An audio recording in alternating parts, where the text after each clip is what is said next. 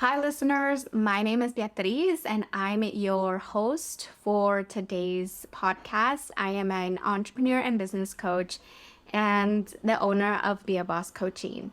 Come on over, check us out on Instagram at Be a Boss Coaching, all one word, and check us out at beabosscoaching.com.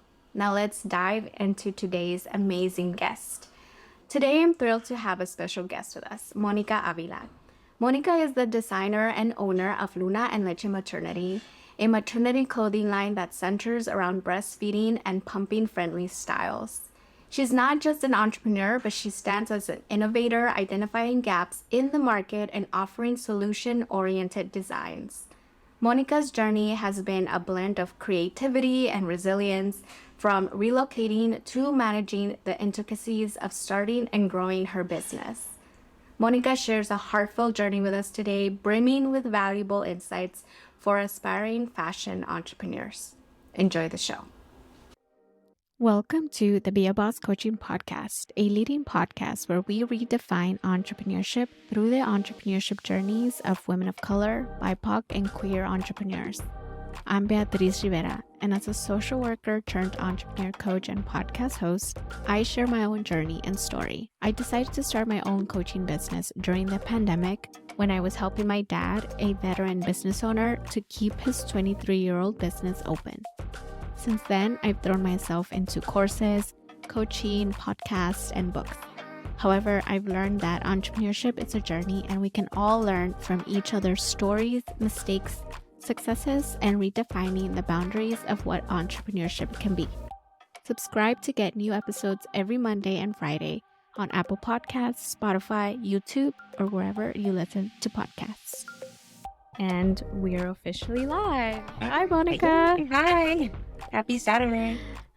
Happy Saturday. Thank you so much for coming on to the Be a Boss Coaching podcast. I'm really excited to hear more about you, learn more about you and your story. So why don't we get started with sharing your name and the name of your business, and we can take it from there. All right. My name is Monica Avila. I am the owner and designer of Luna and Leche Maternity, which is a maternity clothing line that focuses on breastfeeding and pumping friendly styles. Great. I was reading your story, which I know you're going to get into, and I want to go into it. I know you have a background in design, going to school for fashion. So if you could share more about your background and how that led to the start or to the idea of starting Luna and Leche Maternity. Yeah, so I grew up and I currently live again in a small little farm town in Central California. And it's 3 hours basically from everything. So you could go to the ocean in 3 hours. You could go to a big city in 3 hours. You could go to the snow in less than 3 hours. And although it was fun growing up here, now that I look back on it, like at the time I was like, I don't like it here. There's nothing to do here. I want to go live in a big city, work in a big city. So a week after I graduated high school, I moved to San Francisco. I went to design school there, got my bachelor's of fine arts. And then about a year after graduating from there, I moved down to LA. And I had lived from at that point to LA. So I graduated in 2000. I left San Francisco in 2011. And then I moved to LA, Long Beach, bounced around in different areas down there up until 2 years ago. And so while I was down there, I was working a lot for corporate fashion companies. So I worked with celebrity lines, got to design for celebrities. I've worked in costume design. So I had a very good familiarity with the design industry. And then when it came to where I had my daughter, I knew exactly what I needed. I was like, okay, I'm a mom of a newborn. I need clothes that I could breastfeed in. I chose to breastfeed. And so I was like, okay, I need to go to the store. This is going to be easy. I'm going to be in and out in between feedings. I'm going to go find some maternity clothing that I could breastfeed super easy in. That's it, in and out. So I was going and I was searching the store. Nada, nothing. I didn't find no, I found like one tank top, and my daughter was born in November. So I'm like, what is a tank top gonna do? It's the middle of November. Granted, it's LA like winter, but still, it's like I'm not gonna go running around in a tank top. But that was it. That's all I really found was like just basic things that go under garments, to easily breastfeed. I'm like, no, there has to be something out there that like just there are cute, fashionable shirts, sweaters, whatever that I could breastfeed in. And so I was searching, even went online, went into bigger box department stores, couldn't find anything. And so I was just getting so frustrated at the point that I just started making my own. And then that whole like light bulb thing that people tell you happen. It's hey, you work in the fashion industry. You've always wanted to have your own something at some point. Like that was the end game.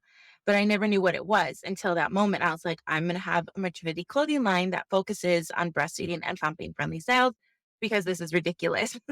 No mom, like moms are stressed out enough and trying to get everything done between feedings and to worry about something as simple as what clothes can I breastfeed in? Like, why does it have to be this difficult? That shouldn't even be an option. So I decided to go for it a few years after that whole light bulb happened. And then I had my maternity clothing line. We launched about 2 years ago. 2 years ago, so 22. Hmm. Yeah, but I Okay. had been trying to get it off the ground since right before the pandemic. So 2020. So it took me a while to gain confidence to do it, to get like the legal stuff done. That took a long time because I started it right when the pandemic, like right before the pandemic, and then everything shut down. So then my lawyer, she was messaging me like, "Hey, we don't know when the government's going to open back up, so just hang tight and we'll get your trademark and stuff going as soon as we're able to." So, yeah, it's been a long, patient driven journey. Wow. That yeah, the whole starting a business during the pandemic, everyone has their own unique story. So that's really awesome to hear about yours. Well, that's awesome. I'm really honestly, I thought about it and I was like, you're right. There aren't that many fashionable, cute maternity clothes. And you know what? It makes sense that that wouldn't be the case because, in our current society, like there's so much opinion about what mothers should be wearing, Yeah. and what they should show and like how they should Hmm. look, and I'm like, no. Like why can't mothers like wear fashion, Yeah. nice colors, bright colors? Like it doesn't, yes, you want to be comfortable, but you also want to be fashionable. So I'm glad that you as a designer and someone experienced in the fashion world, and I'm sure like you have your own style, right? Like before you were Hmm. a mother, you were you really into fashion before you were a mom? Yeah, I always have been, and, like, I've never had a specific, like, genre type of clothing. I kind of, like to pull from everything, and then once I became a mom, like a lot of moms, we kind of go into those I call them dark days, but, like, postpartum depression, like, that's a real thing, and part of that for me was, like, I lost my identity, not only in the way I express myself because I couldn't dress how I wanted to. I had to dress how the industry, like what they provided me, I couldn't dress in my own unique clothing. So I think that made me go a little bit deeper into my postpartum depression. I just felt not me in so many ways. Like my body was completely changed. My mind was like struggling. I was lacking sleep. I couldn't wear what made me feel, me. So so that's why I thought it was important to create this type of line because moms, breastfeeding moms, pumping moms just need more options because there's not a lot out there. And what is out there is very old school, I like to say. There's no innovation in it. It's wovens, which nobody postpartum wants to wear, a woven shirt because it's pretty restrictive. And then there's like pastels and paisleys and this floral everywhere. That wasn't me. I was never a floral person. So yeah, I just wanted to give these moms an option, another option. That is so cool. Yeah.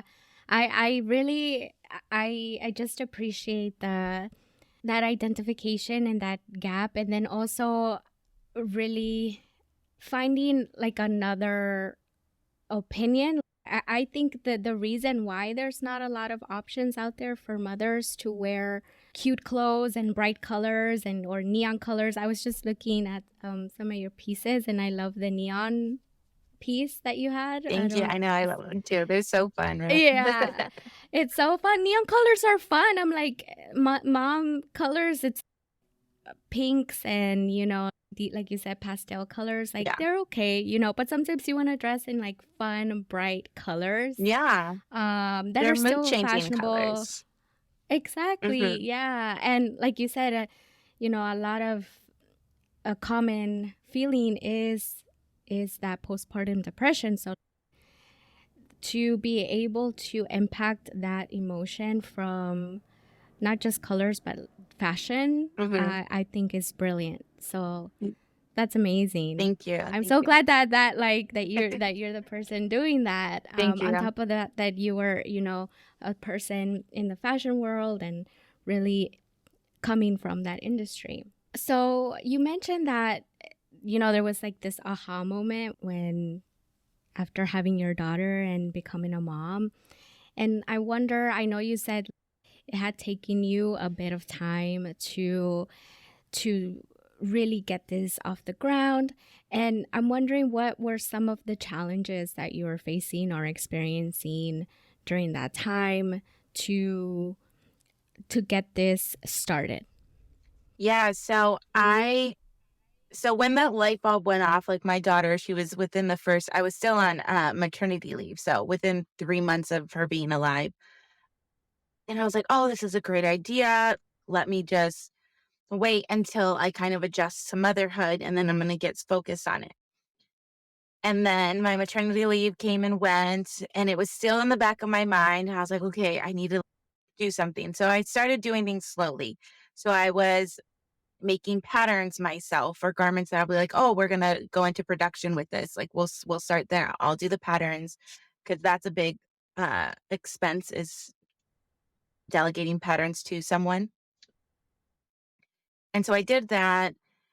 And then nothing came of it. And so finally, I think another few months went by. I finally went to a manufacturer, and at this time I lived in LA, so it was easy for me to find a manufacturer. I had appointments, and then I asked them. I was like, "Okay, well, this is my pattern." And they're like, "Okay, do you want us to source the fabric? What do you want us to do? What do you want to do?" Because that's how they determine the cost. And since I had a newborn, I was like, I'm not going to be able to like source fabric, source trims, source thread, none of that. Like, I'm going to need you to do it. I'm going to tell you what to look for, the colors to look for. And so, all that said and done, I had my pattern, gave it to them. And then for just one style and the amount of SKUs, which is the amount of garments I wanted, they're like, okay, that's going to be roughly around $10,000 for one style. And so I was like, oh, okay.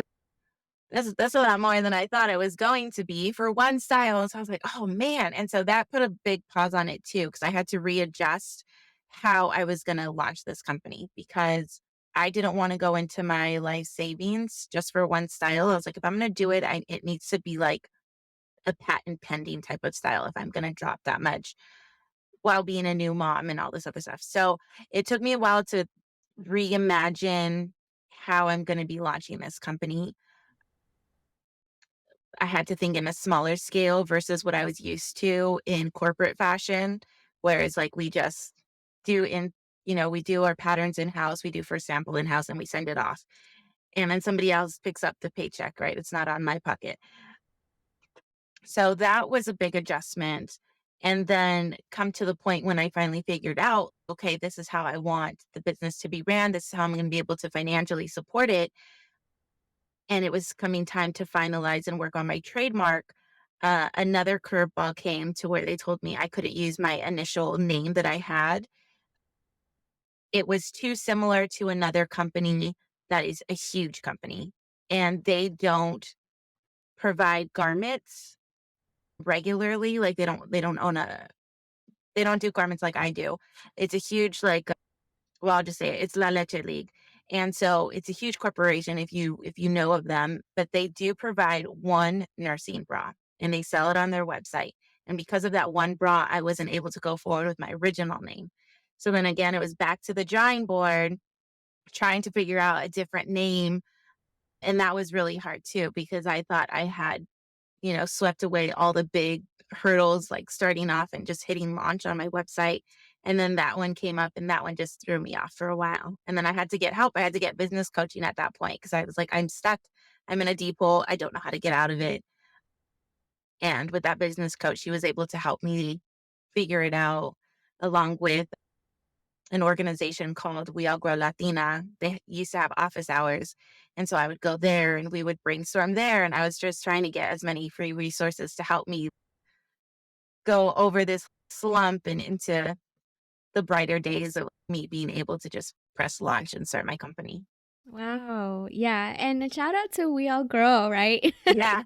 there's just there's so much resources, and that's how I got into Wendy's Inspired Action Tribe, and that's how you and I Wow, perfect. connected as Yeah. well. Yeah. Yeah. So so much connection and resources and advice, and people just wanting to make sure that you get over any challenges that you're Hmm. facing. I'm glad that you found that community. How so this was when you were experiencing those challenges. This was like how long ago was this? Was like 2 years ago or So my first daughter is now 9 years old. So it took me okay. a long time. It took me a long time. I think Yeah. for me to put myself serious, there was one New Year's Eve, and I can't remember if it was 2019 or 2020. And my New Year's resolution, how everybody talks New Year's resolution. Well, mine was like, okay, Monica, you have two options. And this company had been brewing in my head for a while. And I told myself I had two options. Either I pursue this business and I go full fledged and go for it, or I don't and never speak of it again. Like the words of, oh, I tried to do that, nothing would ever spit out of my mouth. And I had to sit in that and I was like, ooh, I don't like that option. Like that option, no. Like it was a big, like, we're not going that route. So I was like, okay, this is my body telling me, like, we're going to go for it. It's not going to be an idea anymore. And I need you to take it seriously and get it off the ground. And so since then, I did, and I was going, and I've been going ever since. Ooh, you gave me chills, Uh, girl. mhm. I felt that energy. I was like, okay, let's Yeah. do it. Yeah. Let's get this off the ground. Oh, how exciting. And I'm so, yeah, I mean, I felt the energy that you were in that moment. So I'm so glad that you kept with that energy and you really found yourself there and got Hmm. in tune with your body and were really listening to yourself. Yeah. So that's great.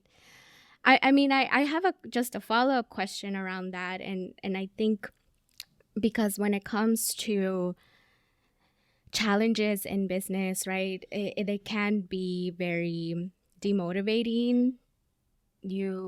Like you said, you felt stuck, Hmm. and there's you faced all of these moments where there are just curveballs coming your way, and I'm wondering how you practice that practice of listening to yourself and really knowing when to ask for help or knowing when you needed to start working with a business coach. Like how did you know, or like how do you practice listening to yourself and figuring out what you need to do next? Yeah. So for me to reach out well, Wendy and I had bumped into each other a few times prior before like I even signed up with Inspired Action. And she had gave me her little speech, kind of a little bit, not her full-fledged one, but we met. I forgot how it came about, but she had a ticket to oh my gosh, I'm blanking. Super Mamas, the Super Mamas podcast. They had some family event in LA and she like put it on her social media. Who wants to go? I have 2 free tickets. So I was like, oh, I'm free. Like me and my daughter will go. And we have daughters about the same age. I think her twins are closer to my oldest daughter's age. And so she's like, yeah, we'll go meet. We'll talk really quick. So we did that and it was really fun. And so she had always been on my radar. And again, through We All Grow, she had her what does she call it? Something hours. Um, she has Oh, it. the She has holding hands? holding hands. Yes. She has holding Yeah. hands, which is another like coaching segment that they offer. And so I was going to that pretty regularly because it was in the middle of pandemic and I needed some sort of outlet. And then it came to the point where I wasn't able to use my name anymore. And I was like, I'm completely stuck. I don't even know where to go. Like I just felt so stuck. Like, I don't know. I need help. So I think at that point, I didn't really feel like I just had no option. It's like, I need to find somebody to help me because I'm stuck in this for too long. Like it had been a couple of months already. And I'm like, my creative juice has just been swiped clean completely. So that's when I started working with her and then going to the office hours a little bit more. I'd gone to the beginning of them, like right when they started, and then I kind of fizzled out.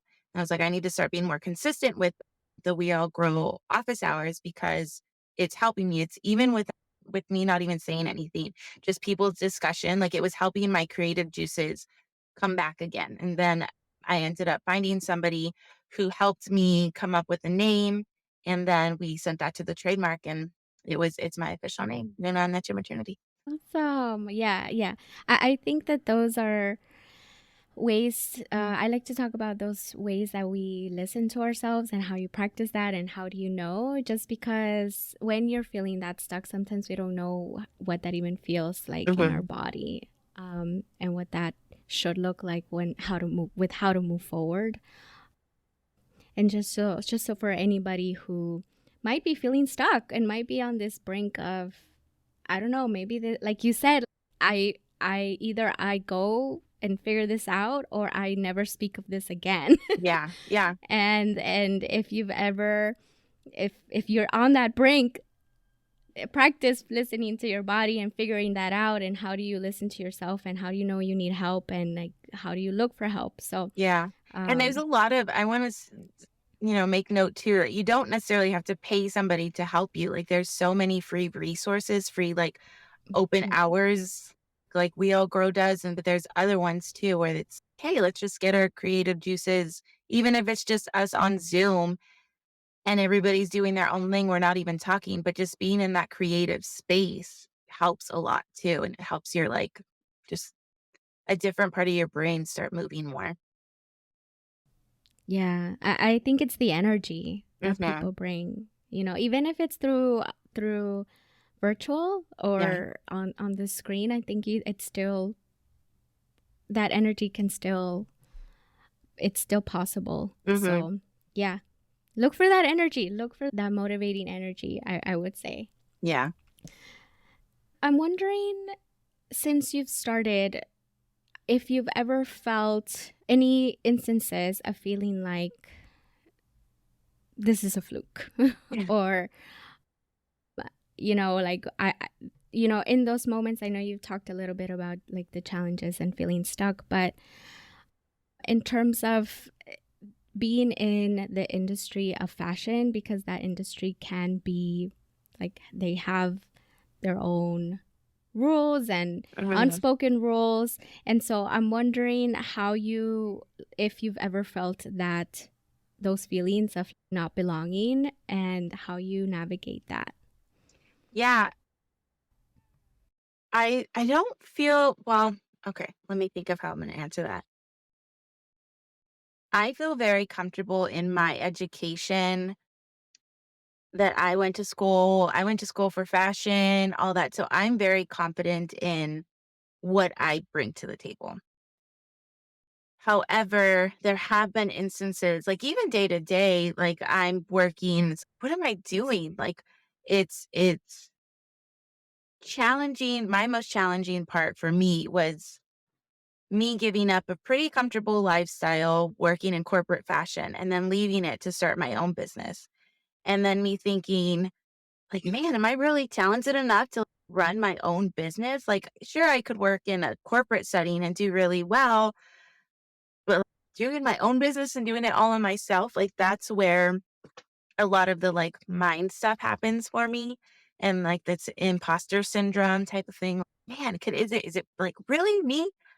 And then something will happen to where, like, the signs align and I get the sign, "Yes, you."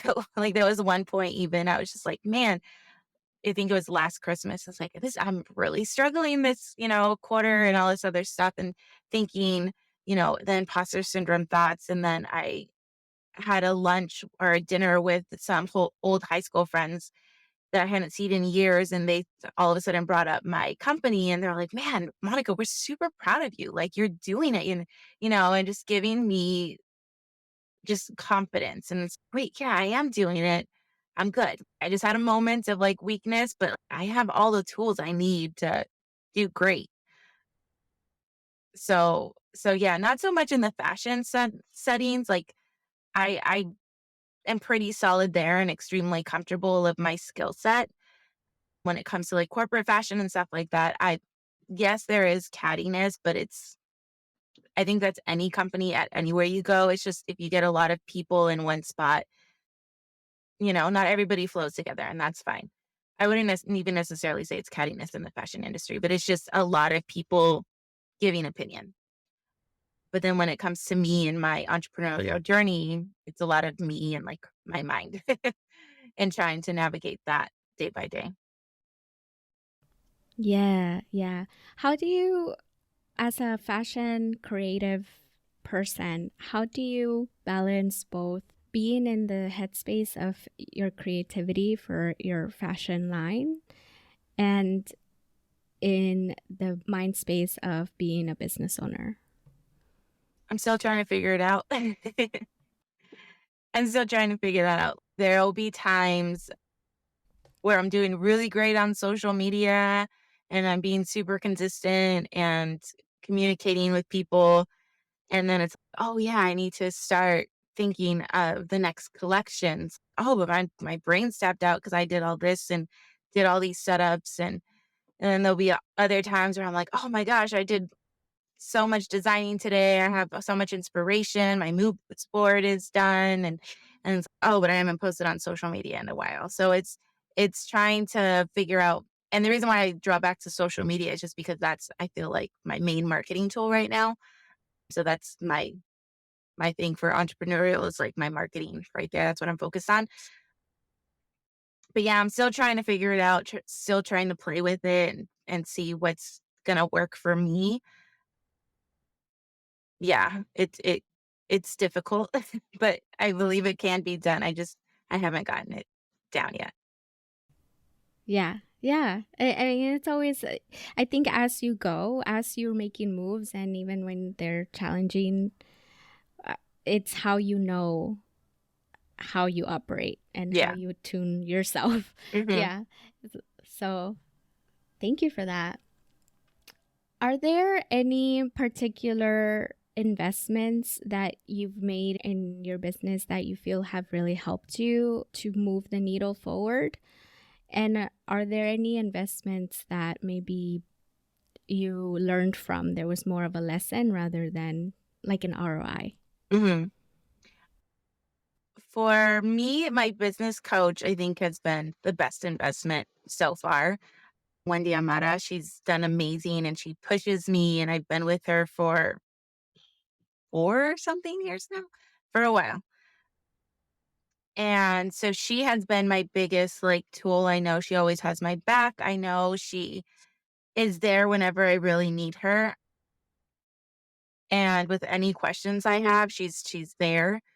Um, and she gives advice from the heart because I feel like she knows me so well now. And so that has been a really good thing. Like, it's not just like a copy paste type of answer. It's okay, this is you. This is what you've been working on. are you giving me BS right now, or are you actually giving me the truth? And so I work well under conditions like that. Like, yeah, just give me the truth, Monica. So that has been super helpful. And then any investments that I've learned from, I mean, I learned from all of them, but I feel like the biggest one that I could think of right now is when I was in the beginning stages, getting my trademark, figuring out my name, like just to really lean on community. And that was an investment that was free, which is awesome. That didn't have to cost me anything but my time. And that helped me a lot. Like it helped me pull me out of my funk. It helped me, find my creativity again because I was at a point where I was like, I don't feel creative at all to even go at this. And then another big investment was relocating. So moving my family, we moved from LA to back to Central California again. So I had more time. So I had more time to pursue my company and to have it thrive and grow because it wasn't growing as fast and as much as I had wanted to down in LA because I didn't have as much support. I have one brother down there, but I have a lot more family here. So those are the three things that really helped me that I invested in to help me further my business. Thank you. Are there any specific skills that you feel you have really grown in within your journey as an entrepreneur? And if there are any skills that you believe are really important to continue in this journey? Hmm.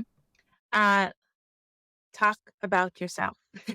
Talk about yourself and your company. All right. And I say that because I have always been pretty decent when it comes to like public speaking. You give me a script, I could do it. And then when it came time to talk about me and my business and push myself, oh, I was very uncomfortable. Just talking about me. Like it seems so simple now that it's, oh yeah, give me a mom and I could tuck her ear off about, my company and the benefits of it. But when I first started off, like that was really hard for me just to talk about myself and my company. It's like, man, no, like I moved over here to pursue my business. And when I introduce people, I tell them all the other things that I'm doing. And then my business is like the quiet little one in the back. It's like, why am I doing that? That should be like the first thing. Like, I'm Monica and this is my company. And that was really challenging. So once you get comfortable doing that, I think it's easier to do a lot of other things because you're just very upfront and you shift your mindset to being like, oh, I'm this and this and this. Oh, and I have a business. Like, no, I'm this person and here is my business. But then I also do these other things. So putting that as like my primary energy that I give out, I think has helped me grow and be more comfortable in being a business owner. Thank you. Okay, so I'm wondering if there's any other fashion designer folks out there who would like to start their own line or their own business with their own creativity and designs. What would you say is one of the first things they should do? And what are some additional tips you can give them for someone that's thinking about that? Hmm. So I heard this story once and it's always stuck with me. And I forgot who said it. I forgot where the setting was, but it was, and then this is for people who want to do something, but they're like, oh, but there's already people already doing it, right? So the story was when you walk into a grocery store and you go into the bread aisle, you see dozens of brands of bread, but you only choose one because that specific one is for you. You like that one. So it's okay if there's dozens of people doing something similar to what you want to do, for, in this case, bread, right? Dozens of brands creating bread, but you're going to go to your specific one because you like that specific one. So as long as you stay true to you and know your market, the people are going to find you. Even if there's tons and tons of other people out there, they're going to find you. So that was my fun little story that I like I always keep in the back of my head. But for people who want to join and to start fashion, you kind of get overwhelmed because there is so much to do. And like, you have to figure out one, your finances, if you're able to or even want to have styles that are just yours. Know that it's not going to be the cheapest route, but if you have the financial backings for it, that would probably be the best route if that's your lane. If you have thought about starting a brand, but you don't have the financial backings to create your own styles, that's perfectly fine. A lot of people are starting brands that all they really need is some sort of art program on your tablet, on your computer, phone. And there's I'm blanking on the name. D direct to garment. It's DTF, but it's direct to garment finish, direct to garment something. So you could send your artwork over and then they'll send the prints back and you just put those directly on a garment. We use those a lot. So that's one way. If you're like a graphic designer and you dress, or like a graffiti artist and you want some of your stuff on garments, that's one way to start your clothing line for that. Or if you want to manipulate pieces that you already find, either thrifted or buy on wholesale, you could always buy those pieces and then manipulate them into what you want your niche to be. So there's a lot of different options to start off a clothing line. It just depends on which route you want to go towards. Awesome. Well, thank you for both those options because, yeah, I think finances always impacts and influences the route that you can go, or Mm. maybe you have just this one option, but at least there's an option to start. So it's possible to start, right? Yeah, I yeah. feel like that getting started and entering the fashion industry or really any industry, it can feel intimidating, but it's possible. Mhm. So I'm glad that you're providing that example. What's and this is just a question that just came to me, but what's next for Luna and Leche Maternity? Well, right now, what I'm working on are grants, trying to get grants. I have a lot of Mhm. stuff. If I were to get a decent size one, there's a lot of stuff that I want to do for the community here in the Central Valley. But one is to push out marketing. That's one thing that I want to focus on is to get the word out because not a lot of moms have heard about my company yet. So I want to, like I said, we're still pretty green. We're year just hit 2 years. So I just want to get the word out. Two, at some point, I don't know when this is going to happen, but at some point, and I'm already putting it out there, I want to have, so where I live, Central California, it's a huge farming community. And there are women who work in the farming industry, so picking the crops or working in the warehouses who are expecting.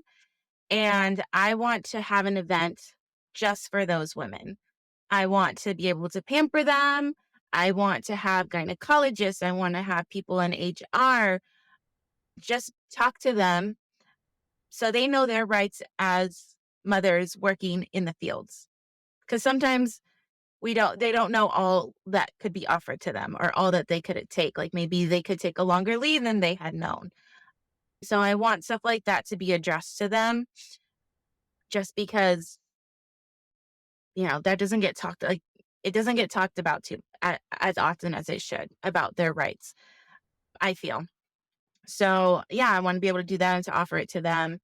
That is like a long goal dream of mine, unless I get the backing for it, because I don't know. I've never hosted an event like that before, so it would just be completely brand new. I feel like it would take me a while to figure it all out, but I do. That is an end goal of mine of what I want to do. So when that happens, I'll let you know. But yeah, so those are the two most current things that I'm working on with Luna and Meche. Awesome. Well, you put it out into the universe. Mm-hmm. So, call it in. Call it in. Yeah. So I'm so excited for everything that you're gonna do and everything that you have in store for Luna and Leche Maternity, and then for the women in your community as well. That sounds an amazing event. Like you said, it's not talked about or as often as it should be for women in working in the fields. So I you put it out, girl, so call it in. Yeah. Okay. Before we wrap, where can people find you? What are some ways that people can look at your work and support you? Yeah, so you could purchase garments on our website at lunaandleche.com. And then we are on Instagram, TikTok, Threads, if you go to at lunaandleche_maternity. And in person too, if you sign up to our newsletter, you could figure out where you'll find us in person, because we do pop-up shops all throughout California. So we just had one in Central California last month. And then later on this month in March, we will be having one at Latina Fest. We'll be over there, which is a huge, huge event in downtown LA. So that one's really fun. There's a lot of speakers. They even have, it's a really, really cool event. So if you're able to go, I believe it's it's Palm Sunday, but I can't remember the date. The 20th, the second to last Sunday of March. But that one's a really, really cool event. There's dozens and dozens of different pop-up shops, and they're all Latinas or Latina. I'm not sure if they're all Latinas, but they're all Latina companies. And they have talks and discussions and give out grants and all this other fun stuff. So that's where you could find us too in person, is there. And then if you sign up to our newsletter, we send out newsletters of other locations that you could find us if you want to shop live. Yes. Whenever I'm at that stage of my journey, I'm definitely hoping that I can find that neon piece. Yeah, right? Monica. Yeah. Okay, so all the links will be in the show notes. I'm excited to see where Luna and Leche Maternity goes. Monica, I'm so proud and so happy that you started such an amazing company and filling a really necessary gap for moms out there who want to feel fashionable and still be a mom. Yeah. Breastfeed their children and do both at the same time. So I'm glad that you identified that. Well, thank you so much. I really appreciate you sharing your journey and everything that you've done. I know there's a lot more that we can definitely talk about. So, whenever you'd like to come back, that'd be super awesome, just to share how things have been going. That'd be fun. Yeah, thank you so much, Monica. And we'll be on the lookout for the line, or however we can support you, and everything will be. So everybody make sure go check out the show notes. Follow Monica on Instagram at lunaandleche_maternity, and then visit the website at lunaandlechematernity.com. Is that right? Yes, lunaandleche.com. Yeah, no maternity. lunaandleche.com. Yeah. Okay. And then if you're in Awesome. LA, Latina Fest too, because it's a really, really fun event if you guys haven't gone yet. Yeah, that sounds really fun. I'm going to check that out and see and you said that's in LA, so you're going to travel down here, right? Yes. Yeah, okay. Yeah, I would love to go. So if there's still a link to that, I'll add that to the show notes as well. Okay. Yeah, sounds good. But thank you so much, Monica. This was amazing, and I hope you come back. All right. Thank you. Yes, I can't wait. I'll definitely be back. Thank you for listening to the Be a Boss Coaching podcast. Remember to come on over to the beabosscoaching.com and book your free discovery call, where you can learn more about coaching with me, what it takes to start a business and grow the skills while growing your business at the same time. I'm excited to learn more from you. Remember to sign up to our newsletter and come back every Monday and Friday for new episodes.